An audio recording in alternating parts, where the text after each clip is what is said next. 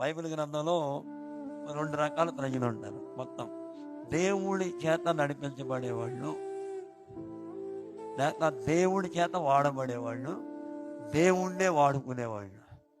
దీని అర్థం తెలుసా మీకు? దేవుణ్ణి వాడుకునేవాళ్ళు, దేవుడి చేత వాడబడేవాళ్ళు. బైబిల్లో ఈ సమాధానం దేవుడు చెప్తాడు, ప్రకటన గ్రంథంలో ఉంటుంది. అంటే మధ్యలో అంటే అక్రమము చేయవాలని మీరు ఎవరో నాకు తెలియదు అంటాడు. వాళ్ళు ఏమంటారు? ఈ నామంలో దెయ్యాలు వెళ్ళగొట్టలేదా, అద్భుతాలు చేయలేదా అన్నాడు. మరి దేవుడు ఎందుకన్నాడు అన్నమాట?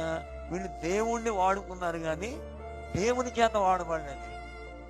దేవుడి పేరు చెప్పి, మరి దేవుడు పేరుతో చెప్పి అనేక రకాలుగా మరి మేళ్ళు పొందారు, మేళ్ళు చేశారు. కానీ దేవుడికి ఇష్టమైన రీతిలో దేవుణ్ణి సంతోషపెట్టే భక్తిని చేయలా.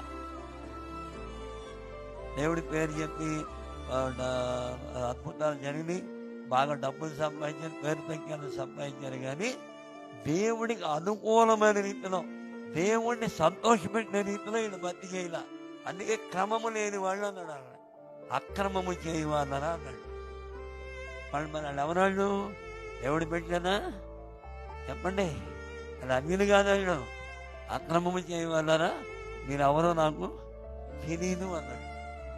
కానీ మన జీవితాల్లో దేవుడిని మనం వాడుకుంటున్నామా, మనము దేవుడి చేత వాడబడుతున్నామా? దేవుడు మనల్ని నడిపిస్తున్నాడా, మన ఇష్టానుసారంగా మనం నడుస్తున్నామా అనేది మనం ప్రశ్నించుకోవాలి. నిజమండి, మన పత్తి ఎప్పుడు కూడా నీ పత్తి నీకు నచ్చవచ్చు, కానీ దేవుడికి నచ్చాలిగా. నువ్వు వండే కూర నీకు బాగుంటుంది, కానీ పక్కన తినేవాడికి బాగుంటేనే కదా నువ్వు వండిన దానికి ప్రతిఫలం. అలాగే నువ్వు చేసే పత్తి నీకు నచ్చవచ్చు, కానీ దేవుడికి నచ్చుతుందా అనేది మనం ప్రశ్నించుకోవాలి.